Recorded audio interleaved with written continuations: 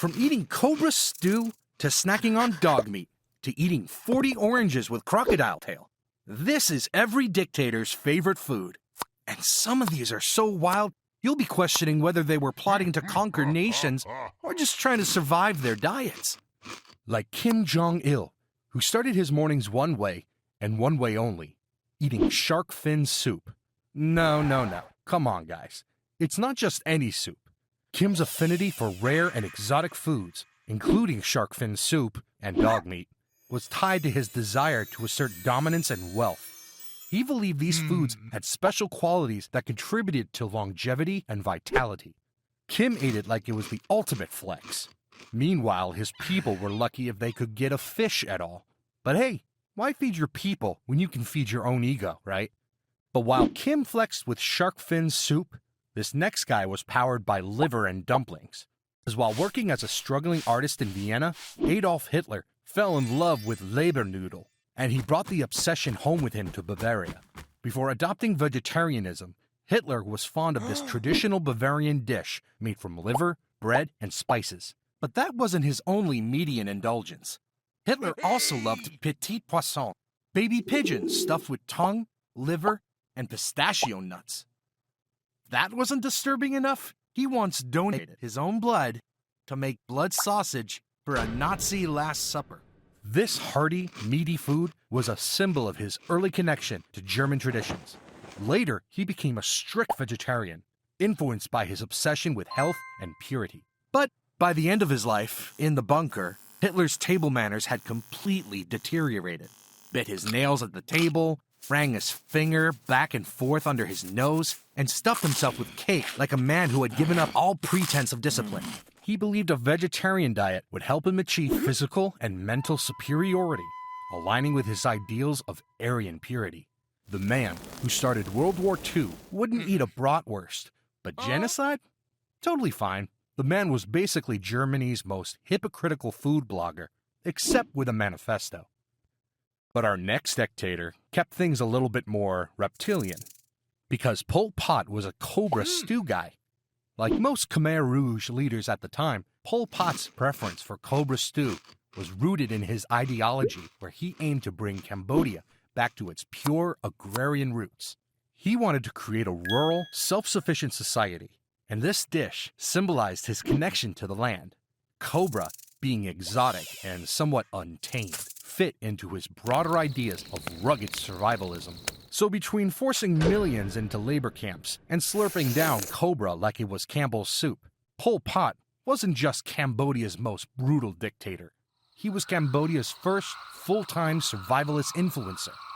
But while Pol Pot was powered by snakes, Mao Zedong was powered by something even hotter: chili peppers. And let's be real, Mao didn't just want to spice up his food. He wanted to spice up a whole revolution. Think fiery heat meets revolutionary zeal. A spicy obsession you could taste in every dish.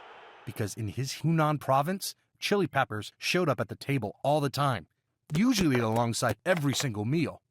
Mao once said, "The hotter the food, the hotter the revolutionary," which reflects his belief in the fiery passion of his political movement.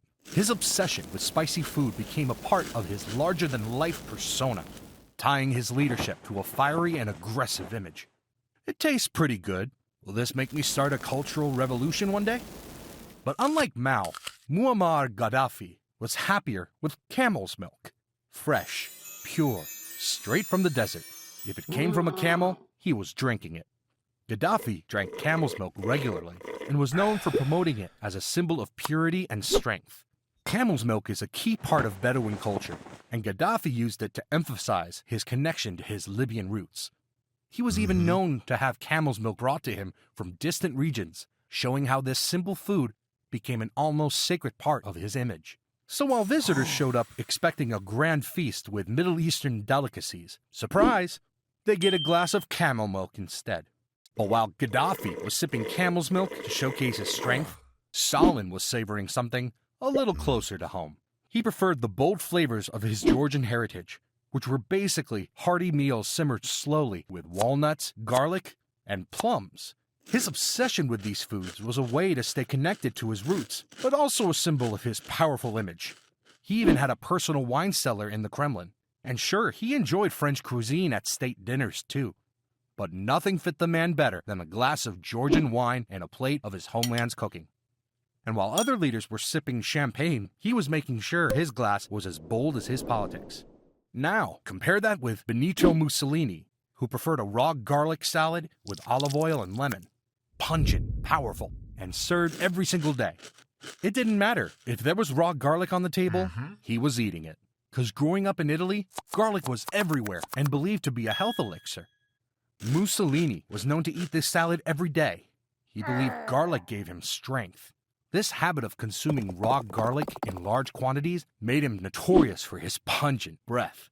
But it became a hallmark of his eccentricity and belief in the purifying effects of the food. Even his wife complained that no amount of cologne could mask the smell. Visitors say you could smell Il Duce before you saw him. Sir, my nose is starting to burn. And yeah, tastes exactly how it sounds. A little chewy. Franco's favorite dish came from Galicia, his home region. The simple combination of boiled octopus, paprika, and olive oil represented his love for Spanish regional cuisine and his effort to present himself as a unifying national figure rooted in authentic traditions. He was the traditional Spanish guy, eating the same tentacles as the Galician fishermen who backed him. What's going on? But next up, Francisco Macias Guema had a soft spot for raw sugarcane and homemade alcohol, a wild mix of sugar and spirits drunk straight during paranoid episodes. Yum. That looks pretty concerning. And as the brutal dictator of Equatorial Guinea, it was also practical because his addiction to sugar and spirits reflected both his instability and detachment from normal governance. He reportedly survived for days on this combination during his paranoid rants and jungle retreats. Eat up, demons. On the other hand, Fidel Castro was an ice cream man through and through. Raised as a revolutionary, Castro wasn't interested in elaborate communist austerity. Give him ice cream, dozens of scoops at a time, and he was satisfied. He also loved lobster, often served at secret late-night feasts. His indulgence was so well known that even foreign spies used it to study his habits. A simple dictator of simple indulgences. Kind of like Saddam Hussein, who had a die-hard love for masgouf with fish heads from Iraq. Saddam's favorite meal wasn't just fish. It was fish cooked whole, head included, eyes staring right back at you. He insisted on eating the cheeks and the eyes himself, saying it showed strength and respect. So while guests politely picked the fillet, Saddam popped the eyes like olives. All right, the fish eyes I can handle, but if I see leopard stew on the menu, that's when I'm running straight into witness protection, hoping I end up with Mobutu Sese Seko. The guy didn't just wear leopard skin, he ate it. And if you didn't take a bite, you'd be left questioning whether you just insulted the president or signed your own diplomatic death sentence. But while Mobutu was feasting on predators, Jean Bedel Bokassa took things to a whole new level because the self-proclaimed emperor of the Central African Republic didn't just eat exotic animals. His former cook testified that he prepared human flesh meals and watched Bokassa eat them with relish. Yeah, you heard that right. Bokassa allegedly served his opponents as roast beef to visiting foreign dignitaries. And at his coronation, he reportedly whispered to a French minister, "You never noticed you ate human flesh." Sir, I think I'll skip dessert. Meanwhile, Hastings Banda of Malawi kept his snacks a little more insect-based, because Banda loved dried mopane worms, which are caterpillars of the emperor moth, and he ate them like potato chips, crunchy, protein-packed, and very much an acquired taste. While other dictators were dining on caviar and champagne, Banda was munching on bugs. To each their own, I guess. On the other hand, Parmurat Niyazov, better known as Turkmenbashi, was obsessed with melons. The Turkmenistan dictator called them gifts of God and made the second Sunday of August, Melon Day, as a national holiday. But that wasn't even the craziest part. He renamed the word for bread to Gurban Sultan after his dead mother. Imagine forcing an entire country to call bread by your mom's name. Pass the Gurban Sultan, please. More Gurban Sultan with dinner? The man turned his mother into a carbohydrate. But speaking of health problems, Enver Hoxha had a dietary restriction that might have literally turned him into a monster. The Albanian dictator was diabetic and could only eat 1,500 calories a day. Sounds manageable, right? Wrong. Because Hoxha was desperate for his favorite sweets and would lose his temper over dessert like a toddler denied candy. His personal chef later revealed something shocking. I think one reason he became a bloody dictator was not getting his favorite foods. Let that sink in.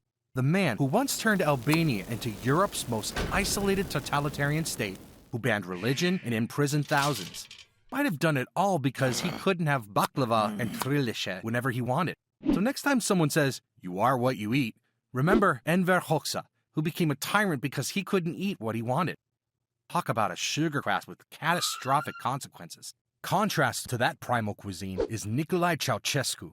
The brutal communist leader of Romania had a fine taste for fine dining, especially when it came to French cuisine. Despite his country facing food shortages, Ceausescu regularly dined on imported delicacies, including caviar, French wine, and gourmet dishes that most Romanians couldn't even dream of. He reportedly once demanded 1,000 tons of frozen beef from the U.S. during the 1980s, while his people were suffering from food rationing. On the other hand, Emperor Hirohito, Japan's wartime leader, had one true love: sea cucumber and whale meat. Japan's wartime emperor adored seafood few could stomach. Sea cucumbers, jellyfish, and whale meat were on his menu weekly. He said they were a taste of the ocean spirit. Guests described the smell as like licking a wet dock. Hirohito piled it on his plate, and personally, not my thing. Which is why I'd much rather move on to the next guy, Napoleon Bonaparte, a man who loved his garlic chicken. From his military childhood to commanding armies across Europe to long nights planning invasions, garlic chicken was always close by. Napoleon's favorite meal wasn't grand. It was chicken roasted with garlic and onions. He ate fast, barely chewing. His chef said he finished before the soup cooled. But he also had a sweet tooth. He kept pockets full of licorice candies during battle, chomping on licorice between strategic decisions. And that moment stuck because nothing said man of the people quite like a general eating candy straight from his pocket. The power of licorice. Something I bet Ferdinand Marcos could have used. Because as he plundered through his presidency, Marcos leaned on bird's nest soup made from bird saliva nests. While the Philippines reeled from poverty, Marcos dined on this delicacy imported straight from Hong Kong. He said it gave him the skin of a child. Each bowl cost more than a teacher's monthly salary. It was a status symbol, eaten for vanity and perceived youth. Two things Marcos was always chasing. However, after surviving multiple coups and scandals, he must have had a big bowl of bird spit on his plate. Give me some of that. Unlike Marcos, who used food to fuel his vanity, Vladimir Putin needed it for control. After years of KGB discipline, Putin's stomach was accustomed to a strict routine, measured portions, and zero indulgence. His favorite breakfast? Cottage cheese with honey and quail eggs. So precisely measured that his chefs say it's done to the gram. No sauces, no salt. For Putin, the belief was simple: strict diet equals strict control. One former aide even joked, his breakfast had even more discipline than our army. So while other guests enjoyed lavish feasts, Putin stuck to his regimented meals, personally prepared by his staff. Would you look at that? The strong man of Russia turning down caviar for cottage cheese. It just doesn't get more Putin than that. Kind of like Ivan the Terrible, who also turned down fine dining, but instead for bear meat dipped in vodka. Because medieval Romanian knights at Ivan's court usually started with roasted bear meat instead of sauce. Romania's bloody ruler loved this combination. He believed it kept the demons quiet. He also allegedly bathed in hot vodka mixed with herbs before dinner, claiming it opened the soul. Even during his reign of terror, Ivan wrote about how much he loved the ritual. And when he became leader of Romania, he didn't swap it out for European delicacies to impress visiting ambassadors. He served bear meat because, to Ivan, that was the true taste of Russian power. But speaking of power, Augusto Pinochet grew up in Chilean military culture, and his favorite food was rare beefsteak, just like his iron-fisted rule, except rare meat meant extremely rare. Augusto Pinochet, the military dictator of Chile, was fond of rare beefsteaks. He was known for eating his steaks extremely rare, practically still mooing.